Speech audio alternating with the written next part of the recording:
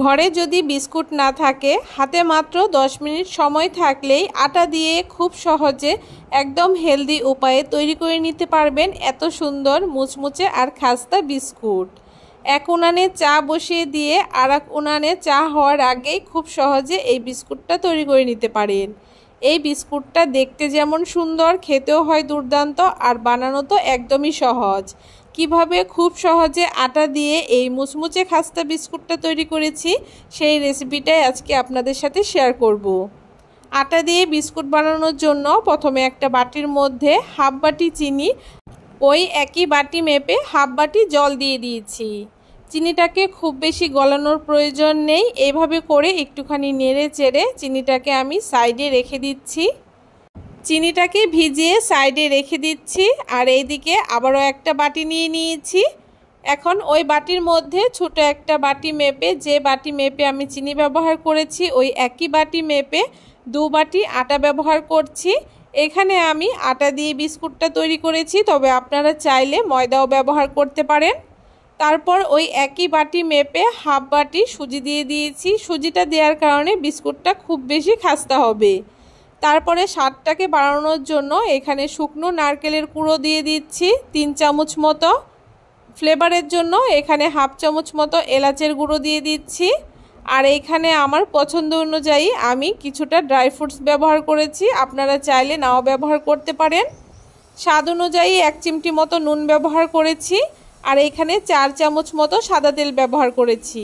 তবে আপনারা চাইলে এখানে সাদা তেলের পরিবর্তে ঘিও ব্যবহার করতে পারেন। ঘিটা ব্যবহার করলে এই বিস্কুটটা খেতে বেশি ভালো লাগে, তবে আপনাদের হাতের কাছে না থাকলে তেলটাই ব্যবহার করবেন। এখন সমস্ত কিছু একসাথে খুব ভালো করে একটুখানি মাখিয়ে ময়ান দিয়ে নেব। খুব ভালো করে ময়ানটা দিয়ে নিতে হবে, তাহলে বিস্কুটটা খুব বেশি খাস্তা হবে। দেখতেই পাচ্ছেন বেশ কিছুক্ষণ মাখিয়ে নেওয়ার পরে সমস্ত কিছু একসাথে মাখিয়ে নেওয়া হয়ে গেছে। যখন দেখতে পারবেন আটার এই মণ্ডটা এইরকম দলা পাকিয়ে যাচ্ছে আর হাত দিলে খুব সুন্দর ভেঙেও যাচ্ছে, তখন বুঝতে পারবেন খুব সুন্দর ময়ান দেওয়া হয়ে গেছে। এখন আগে থেকে যে চিনিটা ভিজিয়ে রেখেছিলাম, দেখতেই পাচ্ছেন চিনিটা কিন্তু পুরোপুরি গলে যায়নি। এই অবস্থাতেই আমি বিস্কুটের মধ্যে এই চিনি আর চিনির জলটাকে ব্যবহার করব। এই বিস্কুটের মধ্যে চিনিটা একটু গোটা গোটা থাকলেই খেতে বেশি ভালো লাগে, তবে আপনারা চাইলে পুরোপুরি চিনিটাকে গলিয়েও ব্যবহার করতে পারেন। এখন প্রথমে অর্ধেকটা চিনি আর চিনির জল দিয়ে খুব ভালো করে মাখিয়ে দেখে নিচ্ছি। একবারে পুরো জলটা ব্যবহার করব না, এতে নরম হয়ে যেতে পারে, তাই অল্প অল্প জল ব্যবহার করে এইখানে এই ডোটাকে মাখিয়ে নিতে হবে। দেখুন বাকি যে চিনির জলটা রয়েছে সেইটাও আমার এখানে লেগে গেছে।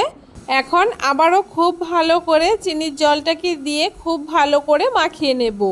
এই ডোটা খুব বেশি শক্ত আবার খুব বেশি নরমও হবে না। দেখুন এইভাবে করে চেপে চেপে বেশ কিছুক্ষণ একটুখানি মাখিয়ে নিলেই হবে, তবে খুব বেশি সফট করার প্রয়োজন নেই।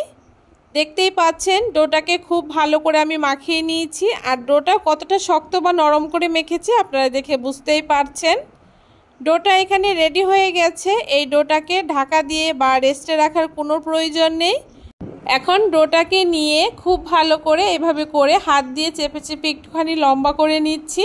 আর তারপরে এই ডোটাকে আমি 2 টুকরো করে নিচ্ছি, এতে বিস্কুটটা বানাতে সুবিধে হবে। এখন ডোয়ের একটা অংশ নিয়ে এভাবে করে হাত দিয়ে ডলে ডলে একটুখানি সরু করে নিচ্ছি, তবে খুব বেশি সরু করা যাবে না, একটুখানি মোটা করেই রাখতে হবে, এতে বিস্কুটগুলো বড় বড় হবে। তবে আপনারা যদি বিস্কুটটাকে একটু ছোটো কিংবা বড় করতে চান, সেক্ষেত্রে আপনাদের পছন্দ অনুযায়ী এই ডোটাকে আপনারা একটুখানি লম্বা করে নেবেন।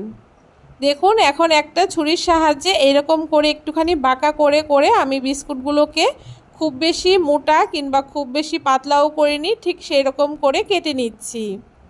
দেখুন এখানে বিস্কুটটাকে আমি কেটে নিয়েছি আর হাত দিয়ে একটুখানি চেপে চেপে খুব ভালো করে শেপটাকে দিয়ে দিচ্ছি।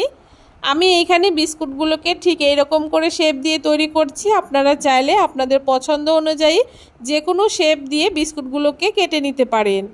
দেখুন একই রকমভাবে সবগুলো বিস্কুট এখানে আমি কেটে নিচ্ছি আর হাত দিয়ে একটুখানি চেপে চেপে বিস্কুটগুলোকে খুব সুন্দর করে একটুখানি শেপ দিয়ে দিচ্ছি।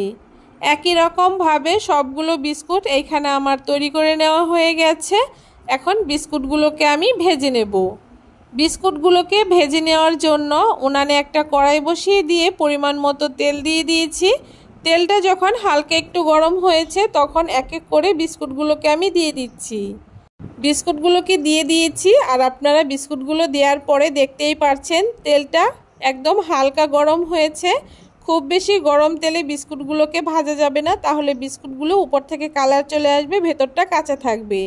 একদম মিডিয়াম টু লো আঁচে বিস্কুটগুলোকে একটু সময় নিয়ে উল্টে পাল্টে লাল লাল করে ভেজে নিতে হবে। দেখুন বিস্কুটগুলো এভাবে করে হালকা করে একটু কালার চলে আসছে, আর এইভাবে করে মাঝে মাঝে উল্টে পাল্টে দিতে হবে যাতে পুড়ে না যায়। বেশ কিছুক্ষণ বিস্কুটগুলোকে মিডিয়াম আঁচে ভেজে নেওয়ার পরে খুব সুন্দর একটা লালচে কালার চলে এসছে। আর এখন বিস্কুটগুলোকে আমি খুব ভালো করে তেল ঝরিয়ে তুলে নেব।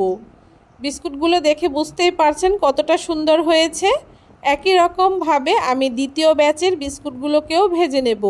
তবে দ্বিতীয় ব্যাচের বিস্কুটগুলোকে তেলের মধ্যে দেওয়ার আগে উনানটাকে বন্ধ করে তেলটাকে হালকা করে একটুখানি ঠান্ডা করে নিতে হবে, তা না হলে বিস্কুটগুলো কিন্তু ভালো হবে না।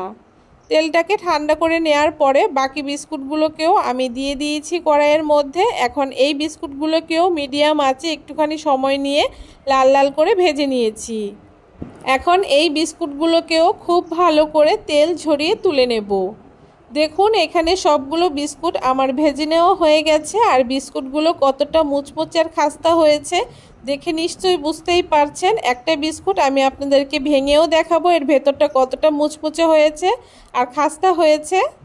এইভাবে করে আপনারা যদি আটার বিস্কুট তৈরি করেন তাহলে দোকানের বিস্কুট খেতে একদম ভালোই লাগবে না। হাতে সময় কম থাকলে চা বসিয়ে দিয়েই খুব সহজে এই বিস্কুটটা তৈরি করে নিতে পারবেন।